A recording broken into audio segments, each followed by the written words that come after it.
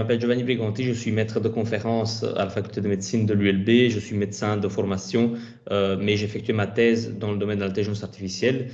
J'ai aussi un background polytechnique qui me permet de mieux appréhender ces concepts. Et jour après jour, je mène la coalition nationale pour l'intelligence artificielle en santé, AI for Health, au sein de AI for Belgium. Les pathologies, c'est eux qui vont vraiment être au cœur du diagnostic, qu'ils soient oncologiques ou non oncologiques. Et tous les prélèvements qu'on va faire à un patient vont arriver dans un laboratoire d'anatomie pathologique. Et c'est à cet endroit-là qu'on va examiner les tissus, qu'on va les regarder au microscope après les avoir techniqués, et on va alors poser vraiment le diagnostic de bénignité, de malignité, et préciser si ce cancer est agressif ou pas, à partir d'une image, mais pas d'une image radiologique, d'une image microscopique que l'on obtient après toute une chaîne technique avec un impact pronostique et un impact de choix thérapeutique.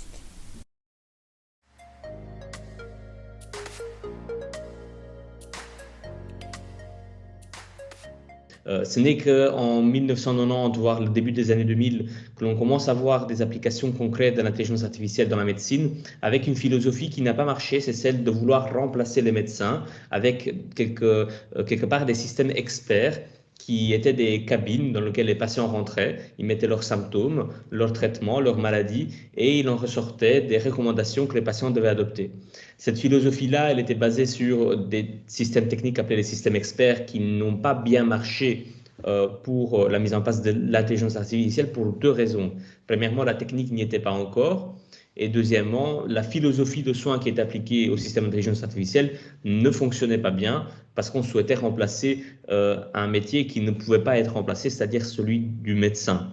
Cette première implémentation a donné lieu à ce qu'on appelle un hiver de l'intelligence artificielle, c'est-à-dire un moment dans l'histoire de l'humanité où on n'a plus parlé, voire peu parlé d'intelligence artificielle, jusqu'aux années 2010, où on a vu l'implémentation via les appareils mobiles tels que des smartphones ou des smartwatches, avec des technologies beaucoup plus puissantes qui permettaient quelque part de surmonter l'obstacle technique et avec des solutions qui, au lieu de remplacer le médecin, venaient aider le médecin dans son travail. C'est depuis lors, depuis 2014, qu'on a augmenté l'implémentation et l'adoption de l'intelligence artificielle en médecine de façon plus proéminente. Pourquoi depuis 2014 on a commencé à mieux implémenter la médecine? Tout simplement, premièrement, avec les technologies disponibles qui augmentaient en nombre, qui diminuaient en coût et qui augmentaient en puissance, on a pu implémenter des applications médicales implémentées via l'intelligence artificielle dans le plus bête smartphone qui existait. Ceci a donné quelque part aux producteurs de logiciels une audience, c'est-à-dire les patients qui étaient demandeurs d'avoir des applications pour le suivi de leur santé. À un certain moment, donc, l'application de santé au sens large a été adoptée par le monde des patients.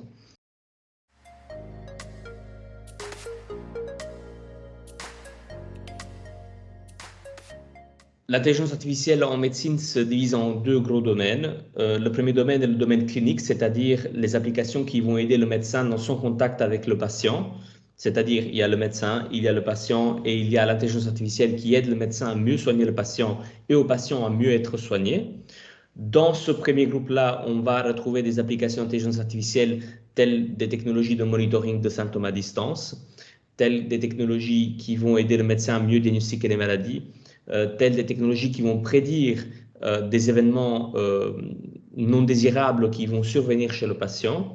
À titre d'exemple, dans le monitoring, le classique, c'est vraiment le diabète. C'est de se dire, on a un appareil qui monitore la glycémie du patient et qui peut quelque part détecter quand les valeurs deviennent anormales. Deuxièmement, le diagnostic, c'est-à-dire quelque part, imaginons le radiologue qui analyse une image, qui a un algorithme qui vient quelque part aider le radiologue à mettre en évidence ces structures anormales, voire même protocoler déjà l'image. Et troisièmement, pour la prédiction, imaginons un patient épileptique, un enfant de 7 ans épileptique qui est en classe qu'il y a quelque part un dispositif connecté qui prédit des minutes, voire quelques heures à l'avance, qui va faire une crise d'épilepsie et donc qui va être écarté de la classe pour être pris en charge. Ça, c'est vraiment trois démonstrations de comment l'IA est quelque part implémentée en clinique. Et puis, nous avons une intelligence artificielle dite paraclinique, c'est-à-dire tout ce qui est intelligence artificielle qui va aider l'organisation des soins, améliorer la recherche, améliorer le développement. Dans ces IA-là, on n'a pas des intelligences artificielles qui aident directement le médecin avec le patient, mais qui vont soutenir le processus de soins qui mène au fait que le médecin soigne le patient.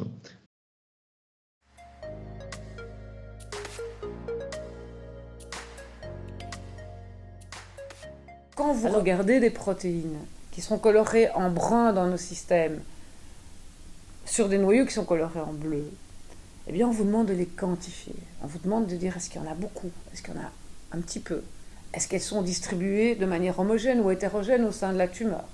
Et vous devez les scorer. Et en fonction de ce score, vous allez pouvoir dire si votre patient a un cancer qui est très agressif ou peu agressif et s'il va répondre aux thérapies ou pas.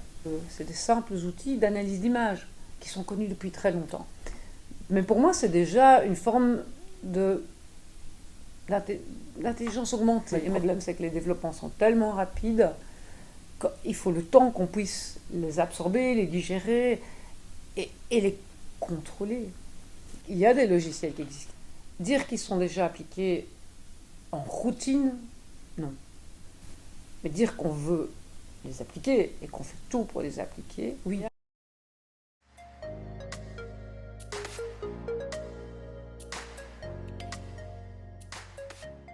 Le risque actuellement en intelligence artificielle n'est pas un problème technique, c'est-à-dire que bien ou mal, dans les années, on a désormais des modèles qui marchent très très bien et qui peuvent très très bien effectuer la tâche pour laquelle ils ont été prévus. Quel est le vrai problème? Le problème est que la façon dont ces technologies ont été quelque part conçues est problématique, dans le sens où la plupart des technologies d'intelligence artificielle n'ont pas été développées selon un design clinique fiable.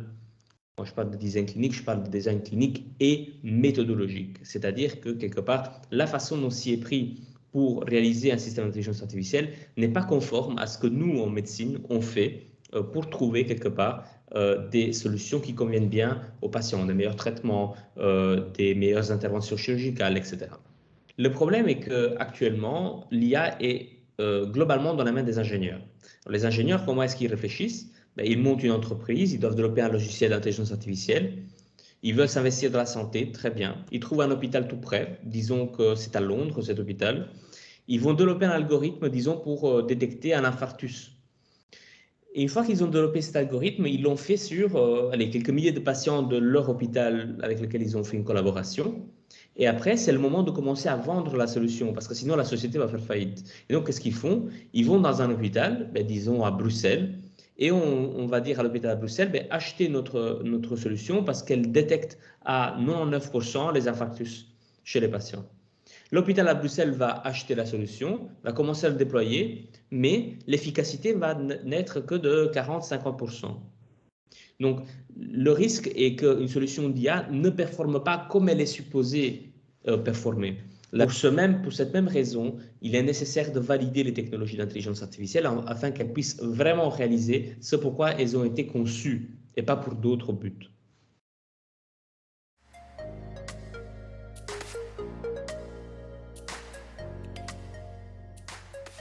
Le risque, vous l'avez toujours. Il n'y a pas d'absolu en médecine, il y a toujours un risque. Et donc l'algorithme va quantifier toute une série de choses, le risque de les métastases, le pronostic. Il va avoir un risque, comme le médecin a un risque aussi de tomber sur le patient qui est un des extrêmes. Donc je veux dire, le risque, il n'est jamais zéro en médecine. Le vrai risque, c'est de laisser un système fonctionner tout seul. Alors vous allez me dire, mais non, les médecins seront toujours là. Bien sûr que les médecins, on espère, seront toujours là. Mais qu'est-ce qui va se passer avec le temps? Les jeunes médecins, maintenant, ont encore dû faire l'effort de faire du diagnostic. Mais les suivants, qui vont travailler avec des algorithmes, il se pourrait qu'à un certain moment, la machine prenne le dessus, parce que le pathologiste ne s'arrive même plus à contrôler, parce qu'il n'a plus les connaissances, il est né avec cette machine. J'espère qu'il y aura suffisamment d'intelligence collective pour ne jamais arriver à ce que les systèmes tournent seuls. Qu'est-ce qui pourrait favoriser ça? Une seule chose, l'économie.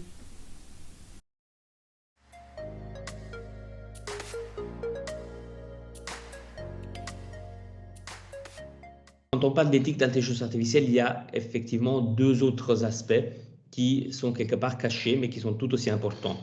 L'éthique, le droit et la déontologie de l'intelligence artificielle.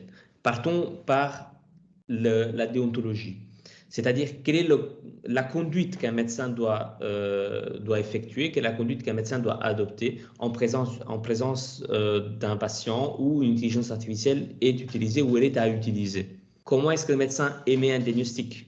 Quand est-ce que le médecin peut, quelque part, être en désaccord avec l'intelligence artificielle? Quand est-ce qu'on peut faire prévaloir l'expertise clinique plutôt que l'expertise numérique? Dans quel cas est-ce qu'on peut utiliser un algorithme? Dans quel cas est-ce qu'il ne faut pas utiliser d'algorithme? Quels sont les filets rouges? Tout ceci sont des questions qui sont débattues en long et en large actuellement par les chercheurs.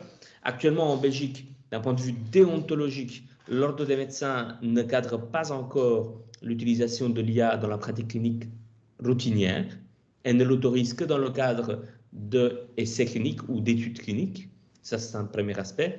Deuxièmement, même dans la recherche, il y a des questions déontologiques qui se posent dans le sens où le médecin est supposé pouvoir juger de la sécurité de l'information, de la sécurité des données des patients et de la fiabilité du système d'intelligence artificielle qu'il utilise. Ça veut dire qu'actuellement, l'ordre des médecins sous-tend que le clinicien est apte à émettre ce jugement.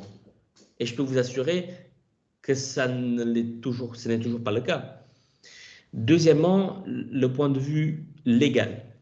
Le point de vue légal a été longtemps un gouffre très important dans lequel tous les gens qui s'intéressaient à l'intelligence artificielle trouvaient quelque part des obstacles parce qu'on n'arrivait pas à comprendre quelles étaient les limites légales de ce qu'on faisait.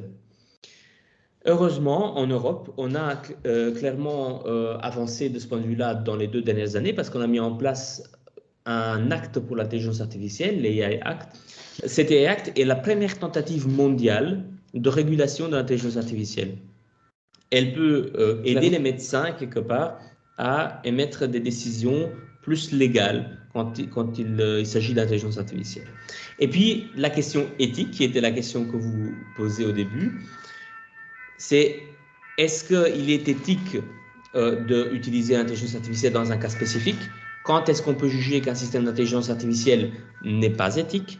Et donc là, on prend en compte des questions de biais des données, on prend en compte des questions de méthodologie de développement d'un algorithme, on prend en compte le fait de la confiance qu'on peut avoir dans un algorithme. À ce titre-là, au titre en tout cas de la confiance, on développe actuellement en Belgique un outil pour transposer les règles d'intelligence artificielle de confiance de l'Union européenne, de la Commission européenne, pour quelque part en faire un outil que tous les médecins peuvent adopter dans la pratique clinique, une sorte de quelque part de question à se poser à la fois par le médecin, par l'utilisateur d'intelligence artificielle, par le producteur d'intelligence artificielle, pour tirer des conclusions sur la confiance qu'on donne au système d'IA.